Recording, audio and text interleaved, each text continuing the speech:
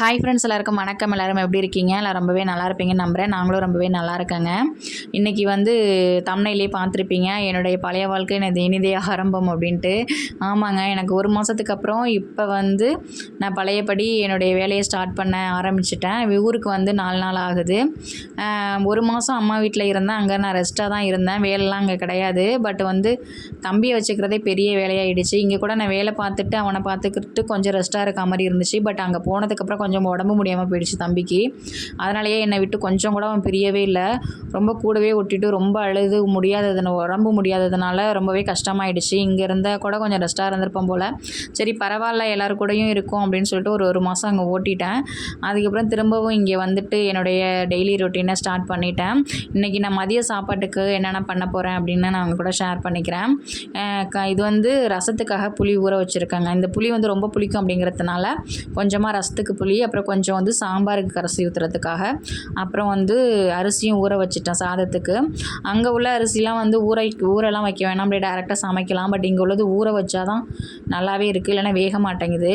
அதுக்கப்புறம் சாம்பாருக்கு துவரம்பருப்பு தாங்க எடுத்துக்கிட்டு இருக்கேன். துவரம்பருப்பு நாங்கள் கடையில் வாங்குறது கிடையாது, ரேஷன் கடையில் கொடுப்பாங்களா, அந்த துவரம்பருப்பு தான் நான் யூஸ் பண்ணுவேன் எப்போவுமே. அது ஃபுல்லாக அந்த பாக்ஸ் ஃபுல்லாக காலி ஆகிடுச்சு. லாஸ்ட் மந்த்து நான் ஊரில் இல்லைங்கிறதுனால, நான் ஊரில் இருந்தேன் அப்படின்னா கரெக்டாக அவங்கள போய்ட்டு ரேஷன் கடையில் போய்ட்டு எல்லா ஜாமும் வாங்கிட்டு வர சொல்லுவேன். பட் போன மாதம் நான் இல்லாததுனால அவங்க வாங்கியும் வைக்கல. ஆனால் அதுக்கு மாதம் வாங்கின பருப்பே இருக்குது. இந்த மாதத்துக்கு இனிமேல் தான் வாங்க சொல்லணும். அதுக்கப்புறம் இது கூடவே பாசிப்பருப்பு நான் சேர்த்துக்கிறேன். பாசிப்பருப்பு கொஞ்சமாக சேர்த்துக்கிட்டு துவரம்பருப்பு பாக்ஸ் காலி. அதுக்கப்புறம் நான் கொட்டி வச்சுப்பேன். ரெண்டுத்தையுமே நல்லா அலசிட்டு அது கூட வெங்காயம், தக்காளி, அப்புறம் பச்சை மிளகாய், பெருங்காயத்தூள், மஞ்சள் தூள், பூண்டு எல்லாமே சேர்த்துட்டு வேக வச்சுருவேன். எல்லாருமே செய்கிற மாதிரி தான், நார்மலாக தான் சாம்பார். பட் எனக்கு டேஸ்ட் எங்கள் அம்மா வைக்கிற சாம்பார் ரொம்ப பிடிக்குங்க, நல்லாயிருக்கும். எப்படின்னு கேட்டேன் அப்படின்னா நான் எப்படி வைக்கிறேனோ அதே மாதிரி தான் சொல்லித்தராங்க. பட் எனக்கு கைப்பக்குவம்னு இருக்குது. எனக்கு அந்த டேஸ்ட்டு வரவே மாட்டேங்குது, என்னன்னே தெரியல. சரி அப்படின்ட்டு இன்றைக்கி நான் சுரைக்காய் சாம்பார் வைக்கலாம் அப்படின்ட்டு இருக்கேங்க. எனக்கு சுரைக்காய்னா ரொம்ப பிடிக்கும். சுரைக்காய்னா கூட்டு செய்கிறத விட சுரைக்காய் சாம்பார் நல்லாயிருக்கும் டேஸ்ட்டு அப்படிங்கிறதுனால செய்வேன். பட்டு என் மாமாவுக்கும் சுரைக்காய் பிடிக்காது அப்படிங்கிறதுனாலே நான் செய்கிறதே விட்டுட்டேன்.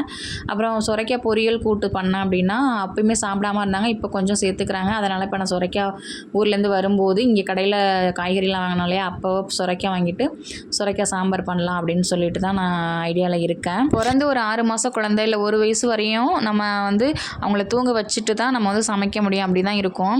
எல்லாத்தையும் கேட்குறப்ப 1 வயசானால் சரியாகும், 1.5 வயசானால் சரியாகும் அப்படின்னாங்க.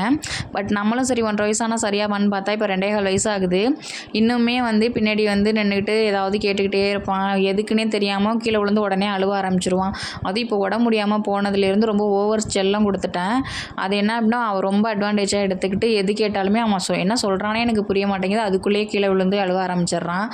அது மட்டுமே இல்லாமல் நான் ஊரில் போனதுக்கப்புறம் தான் தெரியுது, எல்லாருமே சொல்கிறாங்க இந்த பிள்ளை மாதிரி நான் எங்கேயுமே பார்த்ததே கிடையாது அப்படின்னு சொல்லிட்டு. ஏன்னா தூங்குறதே கிடையாதுங்க. பகலில் மேக்ஸிமம் அவன் தூக்கம் 2 மணி நேரம் தான். நைட்டு 11:30 12 தொட்டால் மட்டும்தான் தூங்குவான். யாருக்கிட்டாக்கா எல்லாத்தையுமே கேட்டால் என்ன சொல்கிறாங்கன்னா, அவங்க பசங்க எல்லாம் மதியத்தில் ரெண்டு வேளை தூங்குவாங்க, நைட்லேயுமே 9:30 10 மணிக்கெலாம் தூங்கிடுவாங்க. இந்த மாதிரி யாருமே கிடையாது அப்படின்றாங்க. பட் தம்பி மட்டும் ஏன் இப்படி பண்ணுறான்னு எனக்கு தெரியல. நிறைய பேர் வீட்டில் இந்த மாதிரி நடக்குதா அப்படின்னும் தெரியல. அப்படியே இருந்துச்சுன்னா கமெண்ட்டில் சொல்லுங்கள். அது எனக்கு மட்டும் ஏன் இப்படி அப்படின்னு தெரியல. கடவுள் ஸ்பெஷலாக என் பிள்ளைய படைச்சி வச்சுட்டார் இப்படி இருக்குது. பகலில் 2 மணி நேரம், இல்லைனா 1 மணி நேரம் 1.5 மணி நேரம், நைட்டு 11:30 கரெக்டாக தொட்டுச்சு அப்படின்னா மட்டும்தான் அவன் தூங்குவான். 1 இயருக்கு முன்னாடி எனக்கு ஒரு 3 நாள் கண்டினியூவாக தலைவலிங்க. எனக்கு தலைவலி வந்துருச்சுன்னா ஒரு 3 நாள் கிட்டே இருக்கும். தூக்க தலைவலி, தூங்காததுனால ஓவர் ஸ்ட்ரெஸ்ஸு சரின்ட்டு ரொம்ப எனக்கு வலி தாங்க முடியாமல் அழுதுட்டு படுத்ததுக்கப்புறம் ஹாஸ்பிட்டல் போகலாம், இன்றைக்கி நிற்கும் நாளைக்கு நிற்கணும், நிற்கவே இல்லை தலைவலி. 3 நாளாக தொடர்ந்து வலிச்சுக்கிட்டே இருந்துச்சு. சரின்ட்டு ஹாஸ்பிட்டல் போனால் டாக்டர்கிட்ட கேட்கும்போது தூக்கம் பத்தலை உங்களுக்கு, எங்கே வலிக்குது என்னன்னு கேட்குறப்ப தூக்கம் பத்தலை உங்களுக்கு அப்படின்னு சொன்னார். எதனால் நீங்கள் தூங்காமல் இருக்கீங்க அப்படின்னு கேட்குறப்ப தம்பி இருக்கானா, தம்பி அவனுக்கு என்ன வயசாகுது அப்படின்னு கேட்டார். 1 வயசு அப்படின்னு சொன்னேன். 1 வயசுனா தாராளமாக நல்லா தூங்குவாங்களேம்மா அப்படின்னு சொன்னாங்க. 1 வருஷத்துக்கே இப்படி சொன்னார். இப்போ 2.25 வயசாகுது.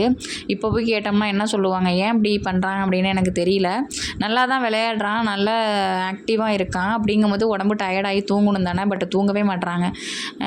எனக்கேனே பிரம்மன் ஸ்பெஷலாக படைச்சி விட்டுருக்கார் போல இருக்கு என் பிள்ளைய. பருப்பு அலசிட்டு அதில் வெங்காயம், தக்காளி, பூண்டு, பச்சை மிளகாய், பெருங்காயத்தூள், மஞ்சள் தூள் எல்லாமே நான் சேர்த்துட்டேன்.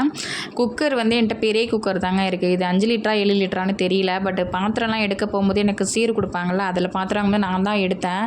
2 பேருக்கு அப்படிங்கிற மாதிரிலாம் நான் வாங்கலை. கொஞ்சம் அது பெருசாகவே இருக்கட்டும், நிறைய பேர் சாப்பிட்ற மாதிரி அப்படின்னு சொல்லிட்டு தான் நான் இது எடுத்தேன். பட் இப்போ யோசிக்கிறேன் சின்னதாக வாங்கியிருக்கலாமோ அப்படின்னு சொல்லிட்டு. ஏன்னா கொஞ்சோண்டு 2 பேருக்குங்கிறதுனால சாதமாக இருந்தாலும் சரி பருப்பாக இருந்தாலும் கொஞ்சம் தான் வேக வைக்கிறோம். அதுக்கே இவ்வளோ பெருசுன்னு தோணுது. பட் பிரியாணி பண்ணும்போது எனக்கு கரெக்டாக இருக்குங்க. ஏன்னா நான் பிரியாணி பண்ணேன்னா மதியத்தில் பண்ணால் நைட்டுக்கு மதியமும் சாப்பிட்டுப்பேன், நைட்டும் சாப்பிட்டுப்போம், மறுநாள் காலையும் சாப்பிட்டுப்போம். பிரியாணின்னு நான் வச்சு சூடு பண்ணி நான் நல்லா சாப்பிடுவேங்க. பிரியாணியை சூடு பண்ண டேஸ்ட் ரொம்ப அதிகமாக இருக்கிற மாதிரி இருக்கும், எனக்கு பிடிக்கும்.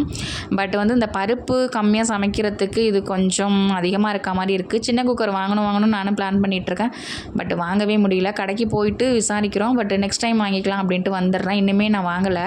சீக்கிரமாக ஒரு சின்ன குக்கர் வாங்கணும். இது வந்து பாவக்காய் வந்து வறுக்கிறதுக்காக நான் கட் பண்ண போகிறேங்க. ஒரு பாவக்காய் தான் நான் வந்து எடுத்திருக்கேன். நாங்கள் வரும்போது காய்கறி வாங்கும்போது ஒரு பாவக்காய் தாங்க வாங்கினேன். ஏன்னா டே ஷிஃப்ட்டுக்கு மதியம் ஒரு வேளை தான் சாதம் கொடுத்து விடுவேன். அதுக்கு 1ங்கிறது 2 பேருக்கு கரெக்டாக இருக்கும். லாஸ்ட்டு டைம் வந்து நான் சாம்பார் வைக்கும்போது உருளைக்கிழங்கு வறுத்து கொடுத்து விட்டுட்டேன். இப்போ வந்து ஒரு பாவக்காய்ங்கிறப்ப ஈவினிங் ஷிஃப்ட் ஆகிடுச்சு. 2 வேளைக்குமே நான் சாதம் கொடுத்து விடுறதுனால 2 வேளைக்கு இது பத்தாது கண்டிப்பாக.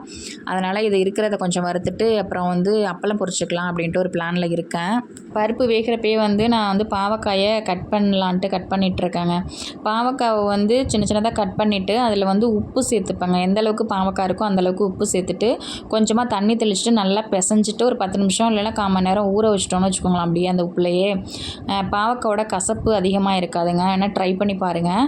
இதுவே பாதி கசப்பாக தான் இருக்கும். அதுவே அவங்க கம்பெனிக்கு நான் கொடுத்து விடும்போது எல்லோரும் ஷேர் பண்ணி சாப்பிடுவாங்க இல்லையா, அப்போ சொல்லுவாங்களாம் கசக்குது அப்படின்னு சொல்லிட்டு. ஏன்னா அவங்க வீட்டில் என்ன பண்ணுவாங்களாம், புளியை கரைச்சி அதில் போட்டு ஒரு சுத்தமாக கசப்பே இல்லாமல் பண்ணுவாங்களாம். பாவக்காய்னாலே கசப்பாக தானே இருக்கும், கொஞ்சமாச்சும் கசக்கணும்ல, அப்போ தான் வயிற்றில் இருக்கிற பூச்சி கூட சரியாகும். பாவக்காய்னால கசப்பு லைட்டாவது இருக்கணும். பட் அவங்க வீட்டிலலாம் ரொம்ப கசப்பே இருக்காது புளி இருக்குது. சரின்ட்டு உப்பு போட்டு இந்த மாதிரி கலந்து விட்டுட்டுருக்கிறேன். அப்புக்குட்டி வந்து எழுந்திரிச்சு வந்துட்டுருக்காரு. லைட்டாக சின்னுங்கிற சவுண்டு கேட்டுச்சு. சரி பிறண்டு படுக்கிறானோன்னு நினச்சேன். டோட்டலாக ஒரு 3/4 மணி நேரம் கூட தூங்கியிருக்க மாட்டாங்க. அவனை தூங்க வச்சுட்டு குளிச்சுட்டு இங்கே வந்து கொஞ்சம் இந்த வேலை பார்த்தேன் பாருங்கள், இவ்வளோ தான் பார்த்துருக்கேன். எழுந்திரிச்சு வந்துட்டான்.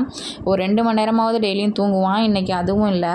பக்கத்துலேயே நான் படுத்திருக்கேன் அப்படின்னா கொஞ்சம் பிறண்டு படுத்துட்டு என்னை பார்த்துட்டு திரும்பி தூங்கிடுவான். இப்போ ஆள் இல்லைங்கவும் எழுந்திரிச்சு வந்துட்டான். இனிமேல் தூங்க மாட்டான். என்ன பாருங்கள், அப்படி இப்படியே நான் செஞ்ச வேலை எல்லாமே அப்படியே இருக்குது. எந்த வேலையுமே நான் வந்து ஸ்டார்ட் பண்ணல. பருப்பு மட்டும் வெந்துக்கிட்டு இருக்கு, அவ்வளோதான். கட் பண்ணி வச்ச பாவக்காய் அப்படியே இருக்குது. இப்போ திரும்பவும் நான் அவனை தூங்க வச்சுட்டு தான் இதெல்லாமே நான் ஸ்டார்ட் பண்ணணும். நான் எதுவுமே முடிக்கவே இல்லை. மணி இப்போயே 1:30 தாண்டிடுச்சு. எப்போ சமைக்க போகிறோன்னு தெரியல. இப்போ நான் தூங்க வைக்கலான்னு தூங்க வச்சுங்க. காலில் போட்டு அவ்வளோ நேரம் ஆட்டினேன், 1/2 அன் ஹவருக்கு மேலே ஆட்டினேன். அப்போயுமே தூங்கலை. டைம் தான் வேஸ்ட்டு. திரும்ப கொண்டு வந்துட்டு செல்லை அவன்கிட்ட கொடுத்து பார்த்துட்டு நான் சமைக்கிறேன்னு சொல்லி செல்லு என்னால் வீடியோவும் எடுக்க முடியல. அவன்கிட்ட கொடுத்துட்டு அதுக்கப்புறம் நான் சாம்பார் வச்சேன். இதில் புளி தண்ணி கரைச்சி ஊற்றிட்டு அதுக்கப்புறம் வந்து தேங்காய் அரைச்சி ஊற்றணும். அவ்வளோதான், சாம்பார் முடிஞ்சிருச்சு. சாதமும் வெந்துட்டுருக்கு. அதுக்கப்புறம் ரசத்துக்கு எல்லாமே நான் கூட்டி வச்சுட்டேன். லாஸ்ட்டாக தாளித்து விடுற வேலை மட்டும்தான் பெண்டிங் இருக்குது. ஒரு வழியாக எல்லா வேலையும் முடிச்சிட்டாங்க. அவன்கிட்ட செல்லை கொடுத்துட்டு இடையில கொஞ்சம் மட்டும் வாங்கிக்கிட்டேன். சாதம், ரசம், அப்புறம் வந்து சாம்பாரும் ரெடி ஆகிடுச்சு. அப்புறம் பாவக்காய் வறுத்து வச்சுருக்கேன். அவசரமாக பண்ணாங்க, எங்கே இடையில அழுதுறானோ அப்படின்ட்டு. அதுக்கப்புறம் அப்பளமும் பொரிச்சு வச்சுட்டாங்க. அப்பளம் இது என்னென்னா பூண்டு வத்தல் இருக்கும்ல, அது வந்து தீர்ந்து போச்சு. மீதி கொஞ்சம் சின்னதாக இருந்துச்சு, அதையும் பொரிச்சிட்டேன். அப்புறம் வந்து கிள்ளு வடகமும் தீர்ந்து போய் இப்போ குட்டி குட்டியாக மீதி இருந்துச்சு, ஏன் அதை வேஸ்ட்டாக வச்சுட்டு அப்படின்னு சொல்லிட்டு அதையுமே நான் வந்து பொரிச்சிட்டேங்க. அவ்வளோதாங்க. இதுவரையும் எங்கள் வீடியோவை ரொம்ப பொறுமையாக பார்த்ததுக்கு ரொம்ப நன்றி. வீடியோ பிடிச்சிருந்தா லைக் பண்ணுங்கள். இப்போ தான் எங்கள் வீடியோ ஃபஸ்ட் டைம் பார்க்குறீங்கன்னா ப்ளீஸ் சப்ஸ்கிரைப் பண்ணிவிட்டு எங்கள் சேனலுக்கு சப்போர்ட் பண்ணுங்கள். ஓகே, தேங்க்யூ, பாய்.